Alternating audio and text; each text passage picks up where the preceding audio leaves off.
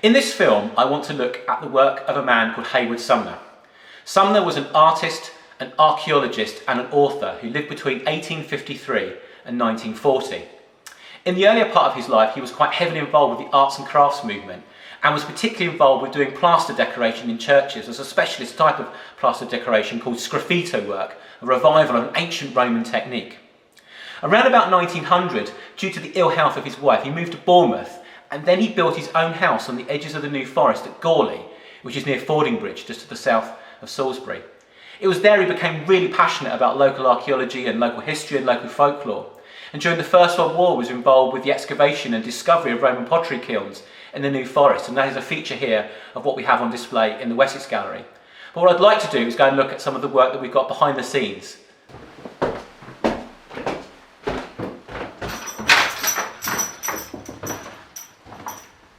So this is the library, and we've got some things relating to Sumner just on the table here that we can have a closer look at.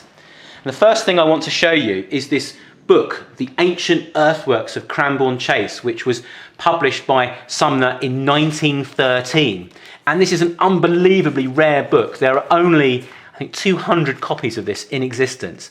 But I love that frontispiece there, showing the view of Hod Hill there in the foreground, Iron Age Hill Fort, and then Hambledon Hill in the background there, also an Iron Age Hill Fort. It's a brilliant panorama. It really sets the tone for this book, which is just an unbelievably detailed record of all of the earthworks and archaeology of Cranborne Chase, an area is absolutely packed full of sites. Pitt Rivers, for example, excavated there between 1880 and 1900 and uncovered a wealth of material. And this book also sort of brings that to light. And this book was done as a result of a committee on ancient earthworks who requested that local archaeologists went out to explore their local landscapes to document these kinds of sites. And Sumner answered that call, and he made an incredible job of it. There we go, that's Hod Hill. That's a plan of the site there, the Iron Age Hill Fort with its Roman fort in the corner there. So he used the 6-inch Ordnance Survey and the 25-inch Ordnance Survey maps to provide the basic information about the layout of these sites. He then verified that information on the ground and then took sections as well through some of the earthworks. So for example, that one there, C to D, corresponds with that section over there. This is a huge labour of love, hugely intensive piece of work. This is Hambledon Hill, which we showed you on the panorama a moment ago. Another incredible Iron Age hill fort. This was drawn in 1911. He was 58 years of age. He cycled out from Gourley, where he lived, on the edge of the New Forest, of these sites across the Chase. So this was a huge, huge effort. This one here is Castle Ditches, which is just outside of Tisbury, another significant local, but not well-known Iron Age hill fort. The other thing he did in this book, he described the current state of archaeological knowledge. So there are quite detailed descriptions of the work that has been done before and the current understanding of the site. Finally, this is Badbury Rings, which is just outside of Blandford Forum. A multi-banked and ditched enclosure. Today, when you go there, the clump of trees right in the middle there can still be seen. But also what I like about these drawings, they are not sort of plain kind of cold black and white illustrations. He's factored in sort of his own sort of drawings of the site. So here you can see there's a lovely little drawing there of the site from from how he viewed it when he visited the site itself. But moving on, not only do we have these drawings, rather the book, we have the original drawings over here. So that's Chiselbury Camp.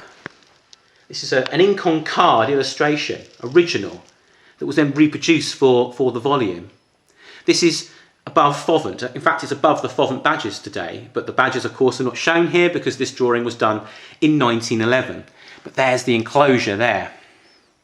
That is the ox drove that leads from Shaftesbury to Salisbury.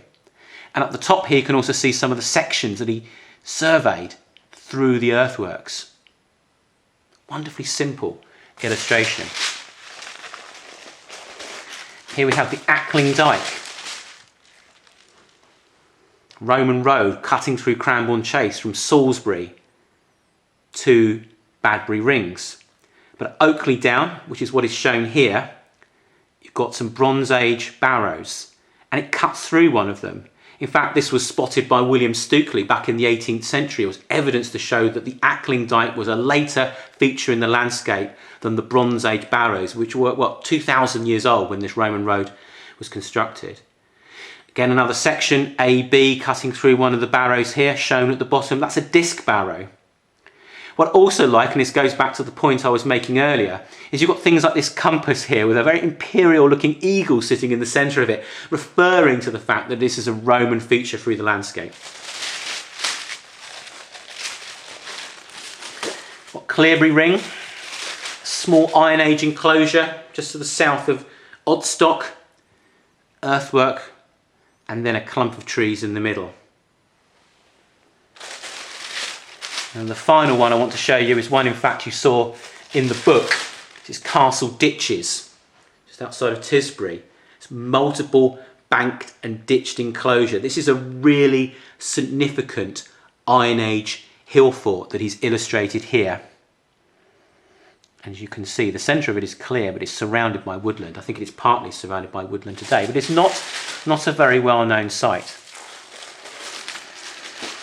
But moving on, so not only do we have these original drawings given to us by Richard Atkinson, in fact, a very well-known archaeologist who excavated at Stonehenge, but we still have some other illustrations in our collections, and this is one I've just pulled out. It's of a mosaic floor that was found near Greatley, Quirley Hill, which is another Iron Age hill fort. This is a site that had been worked on by a man called J.P. Williams Freeman, who was a local archaeologist based in Hampshire. But this particular part of the site, this Roman villa with this floor, was excavated by a man called Mr. Rawlins, who was a surveyor from Salisbury. Now the site was covered over again and was actually recently re-excavated by the Danebury Environs Project.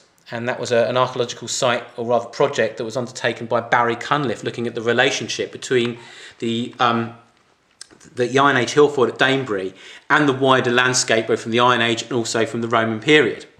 But what they discovered when this site was re-excavated was that this Roman mosaic had been destroyed. And this is not unusual.